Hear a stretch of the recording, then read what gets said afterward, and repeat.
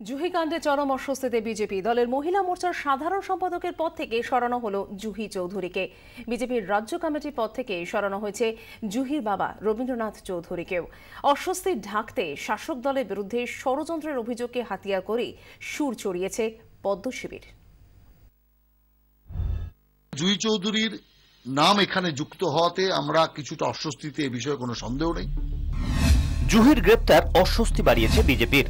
তাই দলের ভাবমূর্তি রক্ষায় জুহিকে মহিলা মোর্চার সাধারণ সম্পাদকের পদ থেকে অপসারণের সিদ্ধান্ত নিয়েছে রাজ্য বিজেপি। বিজেপি রাজ্য কমিটি থেকে সরানো হয়েছে জুহির বাবা রবীন্দ্রনাথ চৌধুরীকেও। পদ থেকে সরানো হলেও জুহির পাশেই আছে দল। প্রয়োজনে আইনি সাহায্যেরও প্রতিশ্রুতি দিয়েছেন দলের রাজ্য সভাপতি। পার্টি ডিসিশন নিয়েছে, পার্টির কোনো পদে রাখা হবে না। তিনি মহিলা মোর্চার সাধারণ সম্পাদিকা ছিলেন এবং তার বাবা রবীন্দ্রনাথ চৌধুরী, এই দুজনকে আপাতত পার্টির পদ থেকে আমরা আলাদা করে দিয়েছি, সরিয়ে দিয়েছি। জুহি অস্বস্তি ঢাকতে গেরুয়া শিবিরের অন্দরেও দেখা দিয়েছে মতের অমিল। শীর্ষ নেতৃত্বের প্রতিক্রিয়াতেই তা স্পষ্ট। কেউ কড়া लगता है कि अगर इसमें कोई भारतीय जनता पार्टी का कार्यकर्ता अगर इन्वॉल्व होगा तो निश्चित रूप से हम लोग उसके खिलाफ कार्रवाई भी करेंगे और हम उसके साथ खड़े नहीं होंगे। আবার কেউ নরম। इतनी घिनौनी चार्ज हम पर लगाए जा रहे हैं, हमारी जूही पर लगाए जा रहे हैं, इतनी छोटी लड़की पर ये भुगतना पड़ेगा उनको।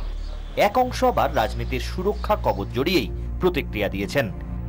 নির্দোষ যতক্ষণ না দোষী প্রমাণিত হয় তাকে দোষী মনে করা যায় না। কারণ হঠাৎ তার নাম এসেছে, সে কমিটির মধ্যে নেই, সে টাকা নিয়েছে কেউ বলেনি এখনো পর্যন্ত।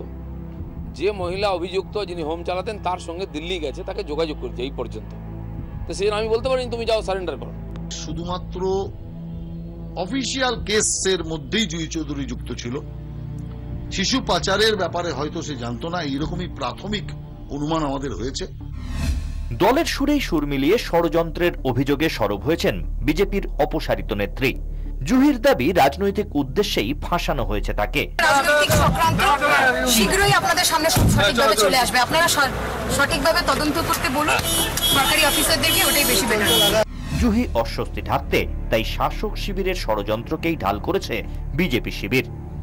শিশু পাচারকারী ওই মহিলাকে দিয়ে কৈলাস বিজয়বর্গী, রূপা গাঙ্গুলির নামকে নিয়ে আসার চেষ্টা করা হচ্ছে। তাকে সামনে মহড়া করে অন্য কারো দিকে হাত বাড়ানো হচ্ছে।